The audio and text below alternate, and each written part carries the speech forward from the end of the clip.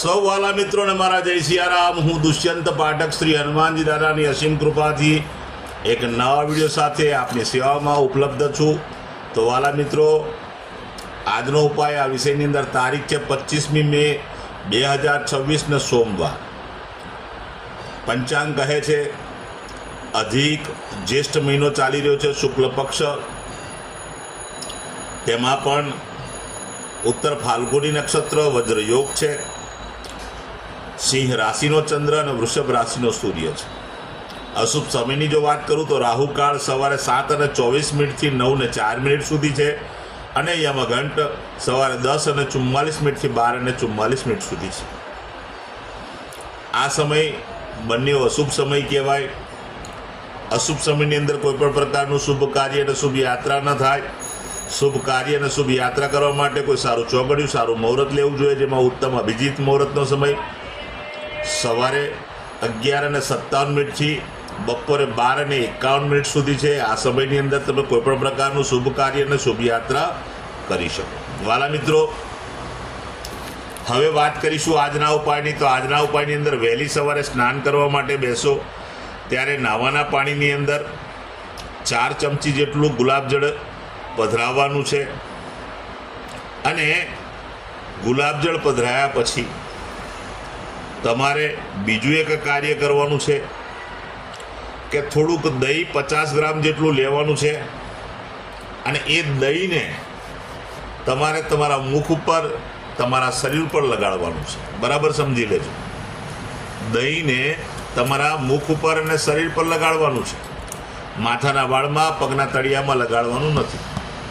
ત્યાર પછી પેલું ગુલાબજળ મિક્સ કરેલા પાણીથી તમારે સ્નાન કરવાનું છે। ચોખ્ખા પાણીથી નાહવાની છૂટ છે। ત્યાર પછી સાબુ શેમ્પૂનો ઉપયોગ કરવાની પણ છૂટ છે। આટલું કાર્ય થઈ જાય, સ્નાન પતી જાય પછી કપડાં પહેરી લેજો। વસ્ત્ર પહેર્યા પછી દૂધનું તિલક કપાળની અંદર અને નાભી પર કરવાનું છે। ત્યાર પછી સીધું સંધ્યાકાળે પશ્ચિમ દિશા તરફનું મુખ રાખી શ્રી હનુમાનજી દાદાને એક હનુમાન ચાલીસા, કાગભૂષણની રામાયણજીનો પાઠ દાદાને અર્પણ કરવાનો। સૂતા પહેલાં પથારીમાં બેસવાનું, પલાઠી વાળવાની। ઓમ કૃષ્ણાય વાસુદેવાય હરે પરમાત્મને પ્રણતક્લેશનાશાય ગોવિંદાય નમો આ મંત્ર યથાશક્તિ જપવાનું છે। આ હતો આજનો ઉપાય। જે મારા વાલા મિત્રનો જન્મદિવસ 25મી મે 2026 સોમવારના દિવસે છે, તેવા બધા જ વાલા મિત્રોને સૌપ્રથમ તો જન્મદિવસની શુભકામના। શ્રી હનુમાનજી દાદા એમની મનોકામના પૂર્ણ કરે, બલ, બુદ્ધિ ને વિદ્યા આપે અને એમનું અને એમના પરિવારનું શ્રી હનુમાનજી દાદા રક્ષણ કરે। ઉપાયના ભાગરૂપે મેં કહ્યું તે પ્રમાણે સ્નાન કરવાનું, મેં કહ્યું તે પ્રમાણે તિલક કરવાનું છે। ત્યાર પછી ગૌશાળાએ જવાનું, ગાયોની સેવા કરવાની, ગાયોને લીલું ઘાસનું દાન આપવાનું।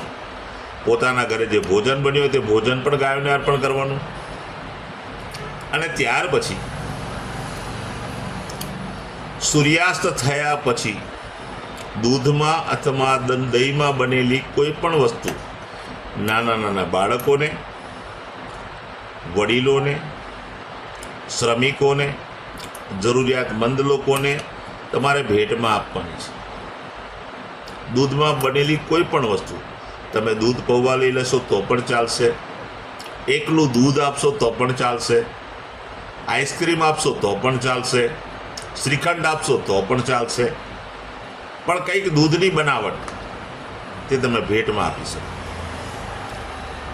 જેની મેરેજ એનિવર્સરી 25મી મે 2026 સોમવારના દિવસે, તેવા લોકો વહેલી સવારે સ્નાન કરી વડીલોના ચરણ સ્પર્શ કરી આશીર્વાદ મેળવી લે। ત્યાર પછી ગૌશાળાએ ગાયોની સેવા કરે, ગાયોને લીલું ઘાસનું દાન આપે, પછી ગાયોને પોતાના ઘરનું ભોજન જમાડે। આટલું કાર્ય થયા પછી કોઈ પણ વિધવા આશ્રમમાં, અનાથ આશ્રમમાં, જરૂરિયાતમંદ લોકોને, શ્રમિકોને, બ્રાહ્મણોને ચોખાનું દાન આપવાનું છે, દૂધ દહીંનું દાન આપવાનું છે, શાકભાજીનું દાન આપવાનું છે। ચોખાની સાથે ચણાની દાળનું તો પણ તમે દાન કરી શકો, ઉત્તમ ફળ પ્રાપ્ત થશે. વાલા મિત્રો, બીજી એક પ્રાર્થના કરું કે મારા બધા જ વિડીયો યુટ્યુબ પર હોય છે. મારી યુટ્યુબની ચેનલનું નામ છે દુષ્યંત પાઠક. મારી ચેનલને સબસ્ક્રાઈબ કરજો, બેલ આઇકન દબાવવાનું ન ભૂલતા. હું નિયમિત એક વિડીયો મૂકું જ છું. તમે જો બેલ આઇકન દબાયેલું હશે તો તમને આ વિડીયો તરત જ જોવા મળી જશે, નોટિફિકેશન તમારા મોબાઈલ પર આવી જશે. મારું ઇન્સ્ટાગ્રામ ફેસબુકનું પેજ, એનું નામ પણ દુષ્યંત પાઠક. તો વાલા મિત્રો, મારા પેજને ફોલો કરજો, લાઈક કરજો અને મારા વિડીયોને અવશ્ય શેર કરજો. હું નિયમિત એક વાત કહું છું કે તમે વિડીયો શેર કરશો, કોઈ જરૂરિયાતમંદ સુધી વિડીયો પહોંચશે. બીજી એક ખાસ વિનંતી, મારો વિડીયો એકવાર જોવાથી કે ઉપાય કરવાથી 24 કે 48 કલાકમાં પરિણામ નહીં મળે. નિયમિત વિડીયો જોવા પડશે અને નિયમિત ઉપાય કરવો પડશે, તો તમને તમારા જીવનમાંથી સંઘર્ષ મુક્ત તમે થઈ શકશો.